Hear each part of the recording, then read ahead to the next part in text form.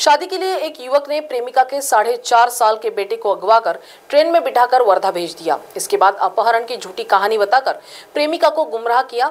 ये वाकया गणेशपेठ थाने के तहत हुआ है।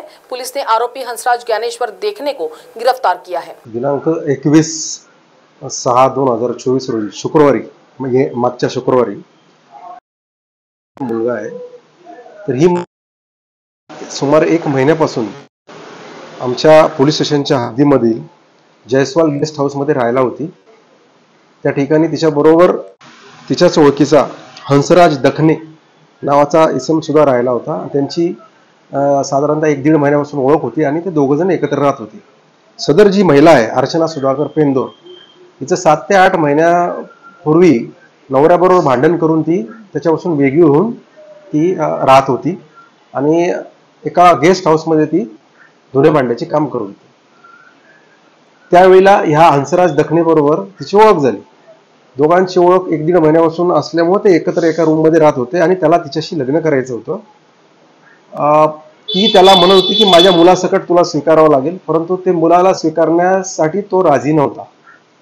ही घटना ज्यावेळेस घडली 21 तारखेला, त्यावेळेला सकाळी ते दोघं जण त्यांनी कामाला जायचं होतं, परंतु तो काही कामाला गेला नाही। तर ती कामाला जाताना तिने त्याला विचारलं की तू कामाला येत नाहीस का? त्यावेळेस तो म्हटला की ते मुलाला जवळच्या एका शाळेमध्ये ऍडमिशनचं काम मी आहे आणि त्याला ऍडमिशन घेऊन देऊया आपण। मी जाऊन ते माझ्या ओळखीचे लोक आहेत त्या शाळेमध्ये ऍडमिशनसाठी मी जातोय आज, म्हणून मी येत नाही कामाला। असं म्हटल्यानंतर तिचा विश्वास बसला, ती कामाला गेली। दुपारी 1-1:30च्या सुमाराला तो आला नाही कामाला, म्हणून तिने परत त्याला फोनवर विचारलं की फोन केला, परंतु तिचा फोन लागला नाही। पण रात्री ती ज्यावेळेस 9 वाजण्याच्या सुमाराला रूमवर आली, त्या रूमवरती हा झोपलेला होता आणि मुलगा नव्हता, म्हणून त्यांनी त्याला उठून विचारलं मुलगा कुठे?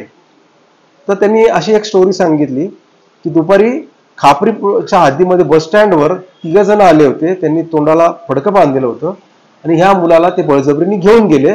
त्यातल्या एकाला तो पप्पा पप्पा म्हणून होता, म्हणून तिने फोटो दाखवला नवऱ्याचा, तर ते म्हणे हा होता त्याच्याबरोबर। अशी हकीकत त्यांना सांगितल्यानंतर ते जवळच्या सीताबर्डी पोलीस स्टेशनला, हद्द माहिती नसल्यामुळे ते सीताबर्डी पोलीस स्टेशनला गेले। सीताबर्डी पोलीस स्टेशनच्या स्टाफने आणि तिथल्या अधिकाऱ्यांनी तिच्या नवऱ्याकडे व्हेरीफाय केलं, परंतु नवराने तिला त्या मुलाला नेलं नव्हतं असं कळल्यानंतर ते आमच्या पोलीस स्टेशनच्या हद्दीमध्ये राहिला असल्यामुळे ते सगळे आमच्या पोलीस स्टेशनला त्या लोकांना आणून त्यांनी आमच्या सुपूर्द केलं। त्याच्याकडे ज्यावेळेस आम्ही डिटेलमध्ये इंट्रोगेशन केलं त्यावेळेस त्याच्या बोलण्यामध्ये एक वाक्यता नव्हती आणि आम्हाला त्याच्यावरती संशय आला, म्हणून आम्ही त्याला सखोल त्याच्याकडे चौकशी केली। त्यावेळेस त्याने आम्हाला सांगितलं की मी त्याला 3 वाजता एका ट्रेनमध्ये वर्धेच्या जाणाऱ्या बसवून दिलेलं आहे।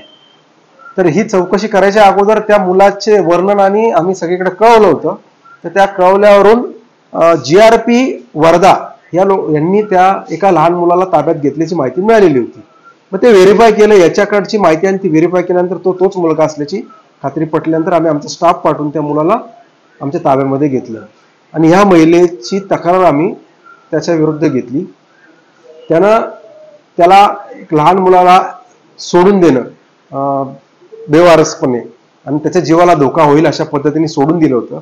त्यामुळे भारतीय दंड संहिता कलम 317 आणि त्या मुलाला त्याच्या आईच्या ताब्यातून खोटं बोलून घेऊन त्याचं अपहरण केलं होतं त्याने, म्हणून 363 आणि तिच्या नवऱ्याला त्रास व्हावा या उद्देशाने त्या नवऱ्याचं खोटं नाव घेऊन त्यांनी खोटी हकीकत सांगितली होती।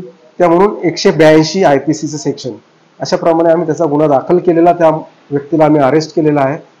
तो जेल कस्टडीमध्ये आहे। आम्ही तपासले, आतापर्यंत त्याच्या कुठल्याही प्रकारचा गुन्हा त्याच्यावरती दाखल माहिती प्राप्त झालेली नाहीये।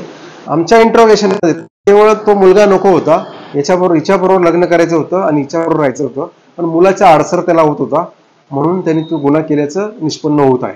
Bureau report, Maharashtra TV 24।